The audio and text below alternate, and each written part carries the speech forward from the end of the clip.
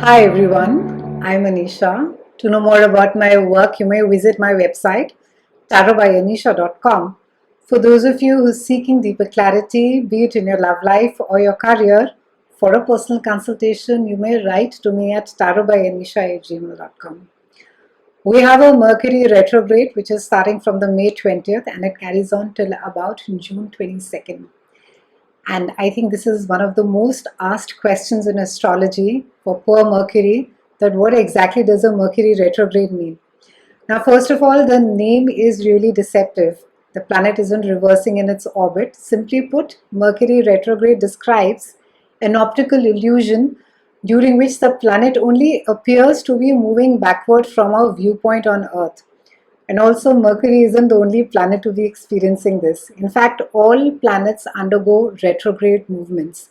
And during this perceived backward motion, the things that are retrograding the planet is associated with what we say is cutting loose, as its parent is no longer on track.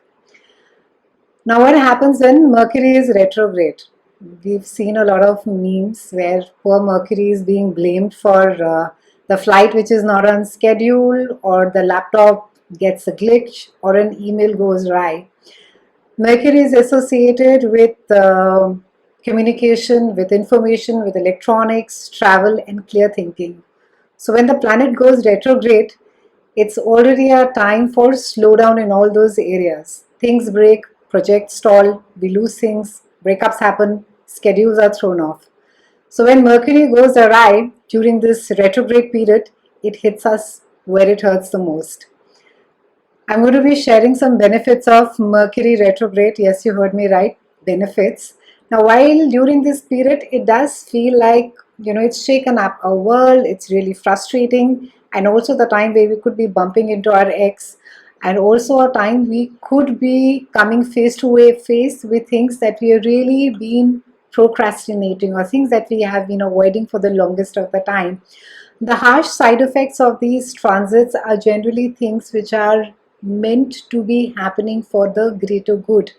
This is astrology's way of forcing us to review, recheck, revisit, and also it makes complete sense because we all need time in our lives to slow down, pause, and look at that important contract. Maybe we could have missed out on a clause, that big financial decision, that marriage or that relationship, which could, on a daily grind, on a daily run, we would be so busy that we wouldn't pause to sort of rethink about things, as to replan and revisit them, and just think as to how is it that I can make this better, what is it that I have missed, and how best we can what best we can do is to make Mercury work for us is, first of all, you need to be taking a deep breath.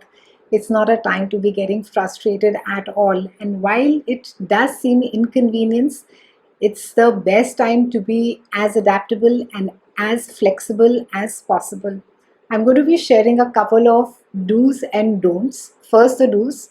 Great time to brainstorm. Think of every available solution to the problems that you're facing, and one of them has to work eventually.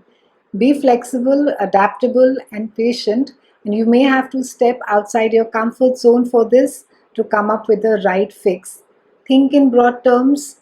The bigger and further reaching the solution is, the more likely it is to work. Stay updated on delays and cancellations while traveling. So check your flight schedules, check the date, check the airline, check the timing, check, and then check some more. Keep an eye on your car. Any warning lights on your car, on your bike, any maintenance schedule, try to see that it's updated, or that you take them for a checkup during this time. My favorite. This is the time to be taking backup of your computer, all the data. Be extremely careful of any kind of communication, especially the WhatsApp forwards. Ensure that they are going to the right person for whom they're intended. Revisit persistent issues from the past. This is a bit of a sticky, but I think things that we may have been procrastinating about. It could also be a health issue, something that we've just been ignoring. It could also be something to do with a diet. It could be a health regime. So revisit that aspect of it. Now the don'ts. Don't get into a negative cycle thinking. You could be thinking, or you could be feeling that things are falling all around you, but stay positive, as cliched as it sounds, because during a retrograde, if you get into a rut, then it's likely that you will keep going about it or on it as a hamster on wheel. Don't be a lone wolf. Not a time to be saying, oh, I need my alone time, oh, I want to be away from the world. Try and reach out to your friends, try and stay engaged. Do not exaggerate. Things are bad enough without you adding to all your masalas and all the extra stories. Plan a big presentation or draft up important papers. I can't emphasize this enough that you must not. And I often asked again this question that, will the sky fall on my head if I don't? No, it won't. But it is just that it's likely that you will miss out on the smaller details. So save the big stuff for when the retrograde gets over. Do not rush, slow yourself down, pause, breathe. Do not get up in a big rush or psych yourself first thing in the morning about so much being on your plate and how it is that you're going to be managing yourself and the world. Again, wake up with some lovely light music, take time to meditate, take time to detox. And detoxing, it doesn't mean that you just need to be detoxing from the food. You can be also be detoxing from your electronic gadgets. Retrograde is a wonderful time to be pampering yourself. It's a wonderful time to be taking a break from everything around you. It's a great time to be pausing. It's a great time to be indulging yourself, to be just taking care of yourself, not just externally but internally as well. And last, do not set unrealistic timelines. So if there's something that needs to get delivered, please ensure that you have already asked for a buffer time for yourself. I'm going to be sharing few self-care tips for your body and your mind. First, the do's. Make sure that your alarm is set properly before going to bed so you do not wake up late and feel rushed. Listen to quiet music, wear noise cancelling headphones or wear a sleep mask, anything that will shut out the distractions and just let you drift off to a lovely sleep. Plan a digital detox. Practice some breathing exercises to utilize when you're having a technology detox. There's no use getting worked up about things that you cannot control. Now, the don'ts.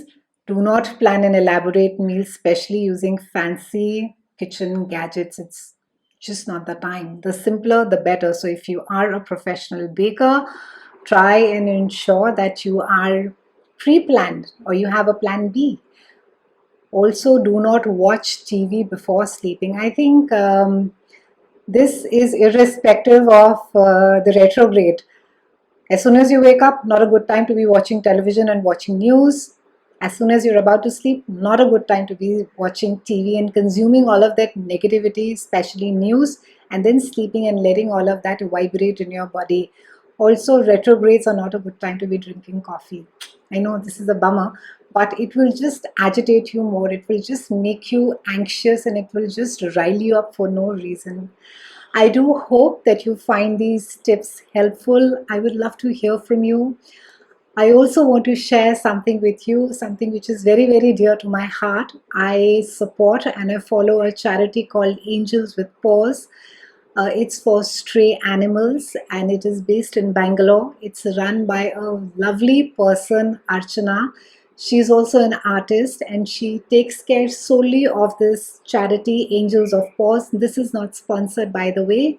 I'm going to be sharing some paintings done by her. They are in acrylic and in watercolors. I would love it if you can support the charity. They're not expensive at all. They're absolutely affordable. And you can not only decorate your house, you can feel good about saving a pet. All the donations will go directly to Angels with Paws. I'll put the link below. If you're interested, do look it up and do support. It's been a pleasure speaking with you. Thank you so much for being patient. Thank you for liking, subscribing, and sharing. I'll see you again soon. And thank you so much for watching.